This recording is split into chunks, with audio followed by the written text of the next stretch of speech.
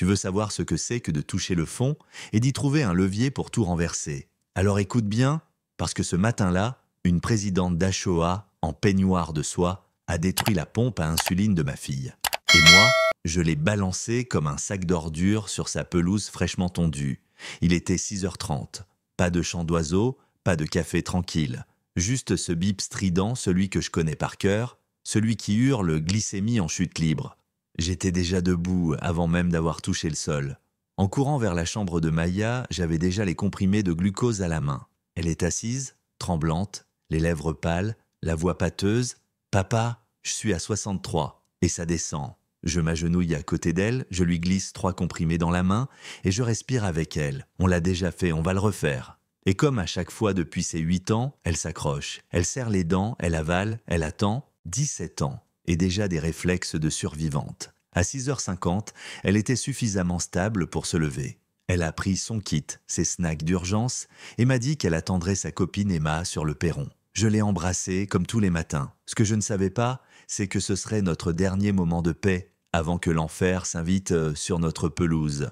Et cet enfer avait un nom, Gisèle Maréchal. Petite, 1m65, les bras levés, 60 ans bien tassés, mais l'arrogance d'une impératrice. Elle sortait de chez elle, peignoir immaculé, pantoufles Louis Vuitton, et cette voix tranchante comme du verre. « Éloigne-toi de ma clôture, petite junkie. » J'étais à la cuisine, tasse de café à la main, je me suis figé. Puis j'ai couru à la fenêtre. Maya, assise sur les marches, fixait son moniteur, tranquille. Gisèle, elle, avançait comme un char d'assaut. J'ai jailli dehors, j'ai interposé mon corps. Elle est sur notre propriété. Elle attend juste une amie. Et là, cette folle se met à hurler. Elle trafique, elle se planque, elle a des seringues. C'est une droguée, j'en ai vu. Mon poing s'est serré si fort que mes ongles ont marqué ma paume. Elle est diabétique de type 1, Gisèle. Ce que tu vois, ce sont des stylos à insuline. Elle ricane. Oh, le vieux prétexte, à son âge, c'est du cinéma. Maya relève la tête, complètement perdue. Sa voix tremble. J'attends juste Emma. Mensonge.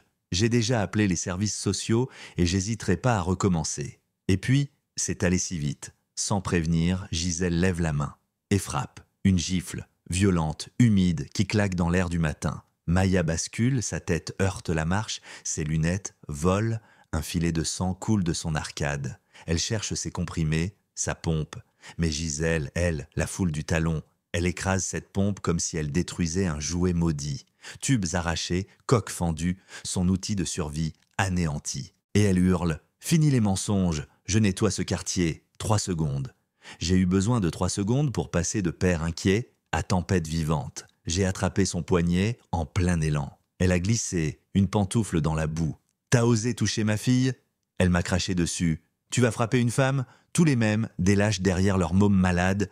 Mais Maya gémit, sa glycémie chute à toute vitesse. Elle ne voit plus, elle tremble. Je n'étais plus un juge ce jour-là. J'étais un père. Et elle, un danger. Je l'ai saisie par les cheveux, violemment. Je l'ai plaquée contre le mur en briques. Son souffle s'est coupé. Son visage s'est vidé de couleur. Tu l'as frappé, tu l'as brisé, tu vas comprendre ce que veut dire protéger quelqu'un.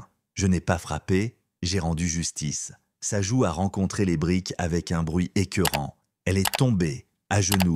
Elle hurlait. « T'es fou !» ?»« Non, Gisèle, c'est toi qui as franchi toutes les lignes. » Mais je n'avais pas fini. Maya était à bout. Elle ne tenait plus. Alors j'ai attrapé Gisèle par la taille, l'ai traînée, puis balancée par-dessus la clôture qu'elle aimait tant. Elle s'est écrasée dans ses gnomes en céramique. Et moi, j'ai sorti ma ceinture. J'ai ligoté ses poignets dans le dos. Elle criait, la face dans l'herbe et la boue. Je me suis penché. Tu as franchi un territoire sacré, Gisèle, et la justice, elle oublie pas. J'ai appelé le 112. Ici, maître Philippe d'Argent. Ma fille a été agressée, sa pompe détruite, urgence vitale. Envoyez une ambulance. Et la police. Elle râlait dans la terre. Maya suffoquait. Je suis remonté en courant, les prise dans mes bras, injecté le stylo de secours dans sa cuisse. Elle pleurait confuse. « Papa, j'ai mal, j'arrive pas à penser. Regarde-moi, ma puce, reste avec moi, on va s'en sortir. » Et pendant qu'elle s'accrochait à moi, Gisèle hurlait encore, allongée dans la boue. « Il m'a agressé, elle ment, cette gamine n'est pas malade. » Les secours sont arrivés. Les policiers l'ont vue, couverte de sang et de terre, criant à la conspiration. Mais les faits, l'ambulancier a vu les données. Glycémie en chute libre, début de cétose diabétique. Encore 10 minutes et elle tombait dans le coma. Gisèle, Elle hurlait. « Je les ai sauvés, ce sont des toxicos !» Je me suis approché du flic. Je porte plainte, agression sur mineur, destruction de matériel médical, mise en danger de la vie d'un enfant. Et s'il arrive quelque chose à ma fille, ce sera homicide. 3 semaines plus tard, tribunal de Lyon. Les journalistes sont là. Le mot a fait le tour des médias, juge, enfant diabétique, présidente d'HOA. Elle est assise au banc des accusés, seule. Elle a viré son avocat. Elle se croit invincible. Elle pense qu'elle va retourner la salle. Mais elle n'avait pas vu les images. Le procureur pose une clé USB sur la table. Et là, en grand écran, la gifle, la pompe détruite, les insultes, les rires. Le silence est glacial. Puis, Maya entre. Elle tremble un peu. Mais sa voix, elle, est limpide. « Je suis diabétique depuis l'âge de 8 ans. Je suis tombée dans les escaliers, j'ai convulsé, j'ai été réanimée 3 fois, mais je suis toujours là. Et je ne me cacherai plus. » Même le juge essuie une larme discrète. Gisèle, elle ricane. Pathétique, des drames pour attirer l'attention. Le juge se redresse. Sa voix est un coup près. « Madame Maréchal, vous avez eu toutes les occasions de vous expliquer, et vous n'avez montré que du mépris. » Gisèle sourit encore, un peu, jusqu'à la fin. 2 ans de prison, 5 ans de probation, 500 heures de service dans une association pour diabétiques, remboursement intégral des frais médicaux et vous êtes banni à vie de toute responsabilité dans une HOA. Quand elle est sortie, menottée, couverte d'humiliation, des jeunes l'attendèrent dehors avec des pancartes. « Je ne suis pas un menteur, je suis un survivant. » Maya n'a pas flanché. Elle l'a regardée, droite, silencieuse, invincible. 6 mois plus tard, elle prenait la parole dans une conférence. Elle portait une veste bleue, son capteur bien visible.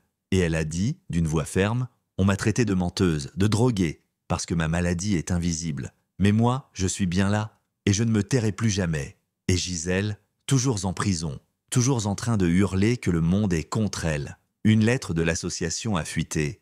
La pire volontaire qu'on ait jamais eue. Aucune compassion.